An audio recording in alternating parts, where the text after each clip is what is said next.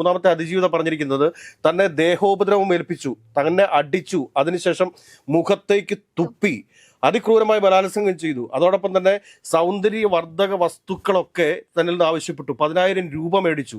അതിനുശേഷം black mailing, കുട്ടി വേണമെന്ന് ആവശ്യപ്പെടുന്നു. ഇവൻ ആരാണ്? ഇവനെ സംരക്ഷിച്ചവരും ഇവനെ പിന്തുണച്ചിട്ടുള്ള ഈ സൈബർ ആന്റിമാരും സൈബർ ഉണ്ണിക്കുട്ടന്മാരും ഒക്കെ ഇപ്പൊ എവിടെയാണ്? ഇപ്പോഴും പറയുന്നതാണ് ഇത് CPM ഇലക്ഷൻ ഡ്രാമയാണ് എന്നാണ് പറയുന്നത്.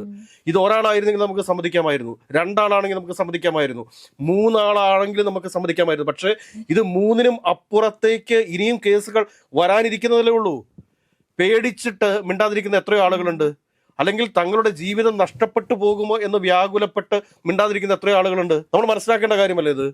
അതിനുശേഷവും ഇനിയും ഈ ഒരു സെക്ഷൽ പ്രവേർട്ടിനെ ന്യായീകരിച്ചുകൊണ്ട് ആരെങ്കിലും രംഗത്ത് വന്നു കഴിഞ്ഞാൽ ഞാൻ പറയുന്നത് അവരെയൊക്കെ തുണിയഴിച്ച് പെരുവഴിയിൽ നിർത്തി ചൂരലിന് ചന്തിക്കടി കൊടുത്തു വിടണമെന്നാണ് ഞാൻ പറയുന്നത്.